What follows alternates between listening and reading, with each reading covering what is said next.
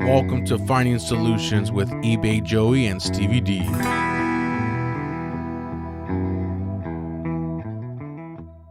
Welcome to the world premiere of A Reseller's Journey presents Finding Solutions. I am your host, eBay Joey, and my co-host, Stevie D. How you doing, brother? I'm great, Joey. How you doing, man? Great, man. This is it, man. This is the world premiere of Finding Solutions. We've been working on it for a very long time behind the scenes, and it's finally here. Yeah, I'm very excited. I'm ready to help a lot of resellers out there with a bunch of their questions and problems. Maybe we can give them a little advice, see how it Yeah, goes.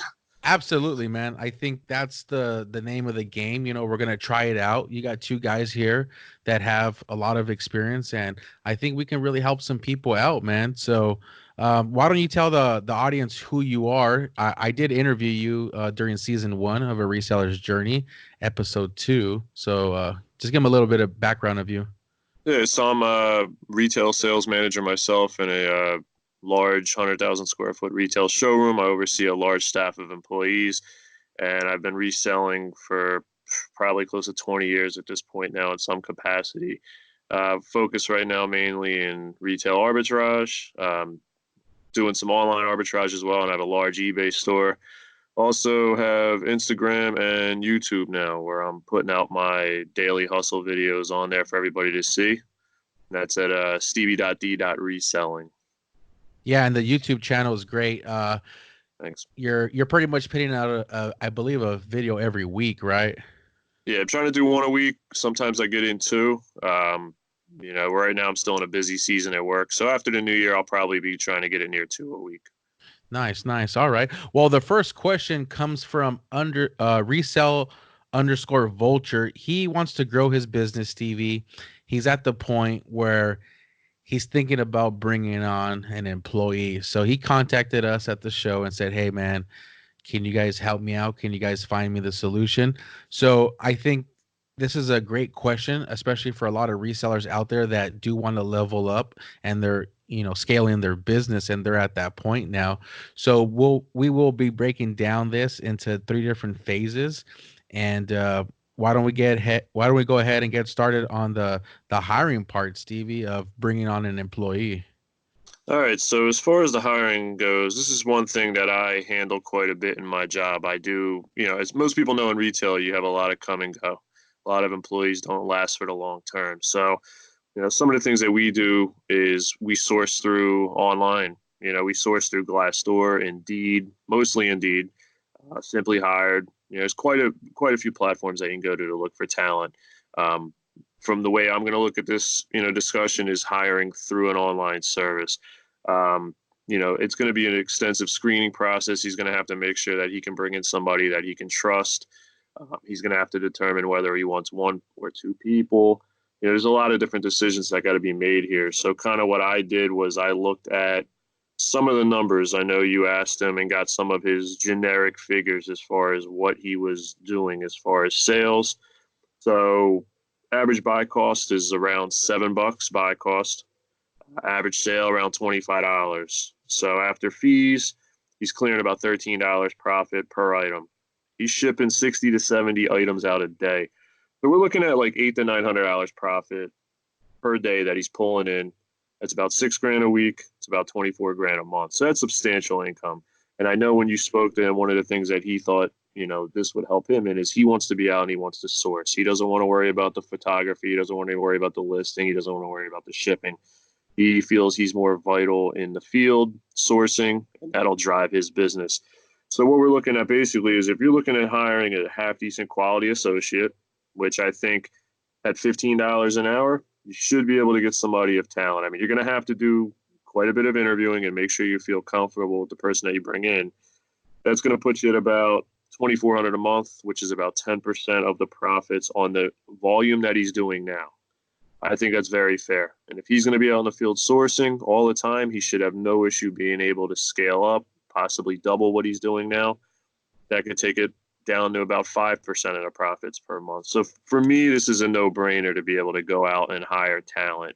Now, I know you have some feelings as far as where to source the talent, in your Yeah. opinion, if you want to share some of that stuff. Yeah, I think for me, I'm going to take a different approach, Stevie. I do like the direction you're going. However, I'm going to try to go a little bit more economical. I'm going to try to bring on a friend or a family member, someone that maybe I can bring in for a cheaper cost than going through the internet search and spending, $15 an hour. I'm going to look for someone I can train. I'm going to look for someone that I can trust. I know this is a home business for him, so bringing someone to the home, I'm going to want to go that route first rather than going through the internet and then doing background checks and doing various interviews. So I'm hoping if I can find a friend or family that understands technology, understands how to take pictures, understands, spreadsheets, and maybe at that point, I don't want to pay them an hourly rate. I would want to do more of a commission rate where now they're invested in the business, they're part of the business. If I don't make a sale, I don't have to pay them. And I think for a lot of business owners, especially the line of work that I deal with, like they like to keep their staff busy because if they don't keep them busy, Stevie, they're still got to pay them, right? But Mhm. I think if we can go this approach where it's a commission basis, then I think, that could be a potential home run for him.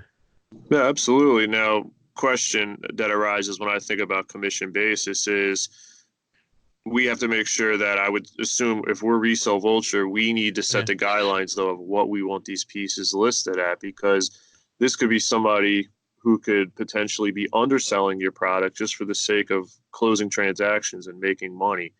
So, is this something where he's going to have to make sure, whether it's, yellow post-it note, tag a price of Mhm. what he wants to set each piece at, he's still going to have a little hand in the game. I feel that way. If it's somebody on a commission basis, you want to make sure you're getting paid your full value of what you were looking for on that piece. Yeah, and I think, for people that don't know, Resale Vulture, he is in Nevada. So we did look up the numbers. Nevada minimum wage is $10. So if you bring on someone for 8 hours, that's $80 a day. My theory, Stevie, is you pay for what you get. They say that you always hear the cliche, if you pay peanuts, you get monkeys. And, sometimes you can get home runs with that, or if not, you might have to pay up to get a gorilla. But for me, the way that I broke down the compensation was basically per piece work. So what I would like to do is give that person commission from the gross sales or the gross profit, 5 to 10%. So for example, if he's selling something for $25, 5% of gross sales, that's $1.25. 10% of gross sales is $2.50. 5% of gross profit is 55 cents, and then 10% of gross profit is $1.10. So I like this route because it's safer for the business owner, because if they go through a dry spell or they're not selling, they're not going to be paying that individual a lot more compared to what you want to do, which is $15 an hour. So that's kind of my take on the commission standpoint. Yeah, I got you. And then I think there's two things that go along with it. We're both kind of looking at that 10% number is kind of where we're both Mhm. falling. So I think we're both kind of in the same mindset that it is feasible and it's definitely good for the business. The only other concern that I have that you just brought up there was in with the part of if sales are slow, incentivizing. What kind of incentivizing are we thinking about with a commission structure if sales are slow? What if that employee now wants to leave because they're being paid commission and the sales are slow? They're not the ones setting the price. They might feel, hey, he's Right. overpricing this. I'm not closing deals because of his pricing structure. You know, what are we thinking that part about it? Did you think about incentivizing the employee? Yeah, I think, especially for a lot of commission-based jobs, you're looking at maybe a bonus system, and that can be a monthly, quarterly, and then an annual bonus as well. So I do think there's different kickers. Maybe if, you say, hey, if we can reach a certain amount of sales per day, then there'll be a bonus, right? Or if you say, hey, our weekly goal is this amount, and if we do that, let's call it like a stretch goal, and then you can have different tiers for that incentive, where you could be slow this week, Stevie. However, if you base the tiers, then that employee can feel that they're making it up on the back end. Yeah, or one thing we can, also look at if you want to look at a third structure is kind of something that I have running in my business where it's a base versus commission kind of structure to where they do have a guaranteed hourly rate, but they do get paid the overage based on sales. So this is something that we have. It actually is a deficit versus base structure. So I'll give you an example. We have a salesperson deliver $10,000 worth of merchandise, but their hourly rate equated to $400 less. We would pay them to hire the two, but they would owe the difference back to the house. So if let me step back. Let me do it in reverse. Hourly rate was 600, commission was 200. We're going to pay the hourly rate at 600, Yeah. but that $400 difference they're going to owe back to the house next week. All right, so this is another structure. There's three different ways you can look at this now. If you want to run it in a heavy commission structure, that's another way you can do it where you do have a base guarantee, but they are incentivized based off of how they list it, photos that they take, the quality description, and keywords, and how quick that they move this product out for you. So there's a lot of different things that come. I think any which way we look at this, I think we can come to an agreement that for his business model, this is something that he needs to take on at this point. He can get out in the field, he can scale his business, and really make a lot of money. Yeah, I think the 10% rule, as far as if you want to do it the hourly rate or the commission rate, but I think that's going to be a great baseline for him in this because the profession that I have and the bonus structure that I have is that it's a monthly bonus. So, like, let's say I'm slow, right? Now I can bounce back next month rather than a quarterly bonus where you have to be really good for 3 months straight. So he's going to have to figure it out. He's going to have to play with it. He's going to have to get a response, from the employee and just let him know, like, we're at the grassroots here and, we're not going to be, I mean, his approach is like, I'm not going to be 100% right off the gate, but they could fix it and tweak it for his business. Yeah, and I think he understands that bringing somebody on, unless they have a ton of experience in this, there is going to be a bit of an onboarding process. Hmm. He's going to have to do a little hand holding and really show him what he wants and how he wants it done, the way he's going to want things packed, the time that he's going to want stuff shipped. I mean, there's going to be a lot of hand holding probably for the first couple of months until he gets them up and running. But that's why I think it's important if you're going to invest that kind of time into somebody. I think you really got to have the pay structure solid so you don't invest 2 or 3 months into somebody and then they Hmm. run out on you and you have to start all over again. So I Yeah. think you really got to nail down this financial portion of it beforehand. And the danger is that this person that you train becomes your competitor. They're in my profession with cabinet makers, so many people start off as journeymen and then they end up starting their own business. And at some point they can compete with you. And who knows, they might be a better business person than you. So for resale vulture, like you said, I would just kind of take it slow, bring someone in and then just start them maybe with the logistics process, see how well they ship. And then maybe you just have a bonus structure or payment structure on shipment. And then once you feel that they're really good at that, then you might bring them in and say, "Hey, I want you to list." And then, list and ship. And then maybe you want to do the photography aspect, then you can do photography list. So I think there's just a lot of ways he can get this done, but I do think he can be successful during this process. So Stevie, we figured out how to get the talent. Second, we figured out the compensation. Now, the third part, how do we retain this employee? What kind of work environment you think he should have? Well, I think the one big part about this he has to figure out is this something that he wants to do in his home or does he want to take it to them directly? Do you want to have them feel comfortable and be able to do it in their own environment where they're going to feel most productive? Or do you want to bring somebody into your home, which potentially, if you have family, you have kids, valuables, this is something that you have to think about. So I think he's got to put a little thought into which way to go about this. I think at first maybe he feel a little bit more comfortable outsourcing it to somebody instead of bringing them into your home. And then he's got to figure out the part about, scheduling. Are you going to have somebody who's going to kind of work on their own time, or do you want to have a very set schedule for somebody that's regimented? Me personally, I want a regimented schedule. I want to know that you're going to be whatever, 8 to 4, 9 to 5, Monday through Friday. That's normally myself when I'm outsourcing anyways, so they can source. I'm out of their hair. They're doing their thing with nobody on their back. I come home and then I dump my product and they can start it again the next day. So he's got to come up with a schedule that works for him and his family. But I think the schedule is key. I think he's got to figure out a schedule that works right for both him and the person that he brings in talent wise so he can retain them for the long term.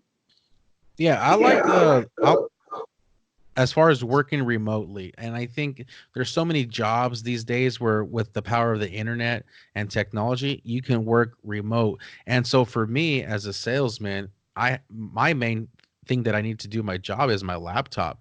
So whether I'm at Starbucks, whether I'm at my house, whether, I'm in the field just parked underneath a tree, I can do my job.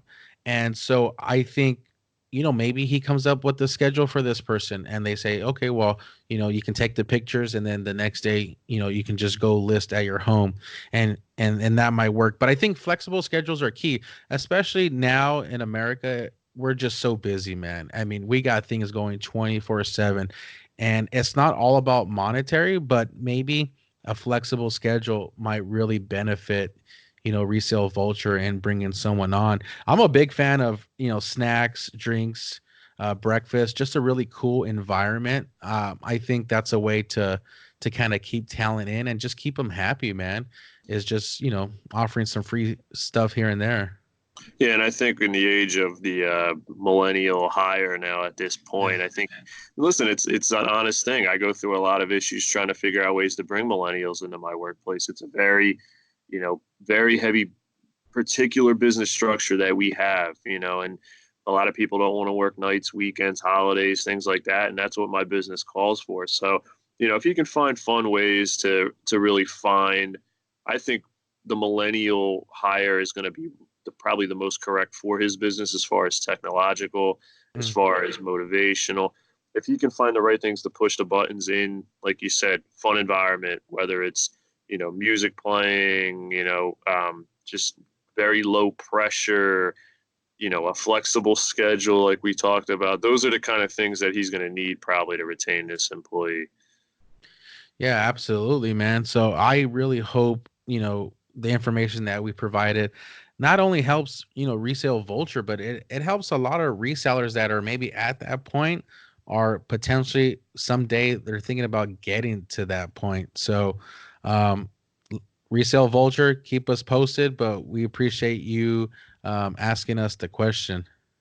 Yeah, absolutely. I'd love to hear an update, how everything goes in the long term. Maybe we can circle back to that at the end of the season. Yeah, for sure.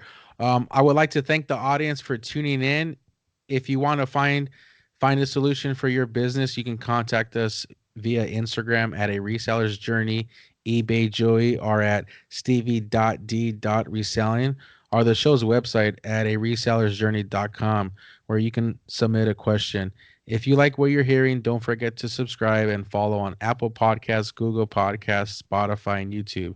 Remember, never forget why you started.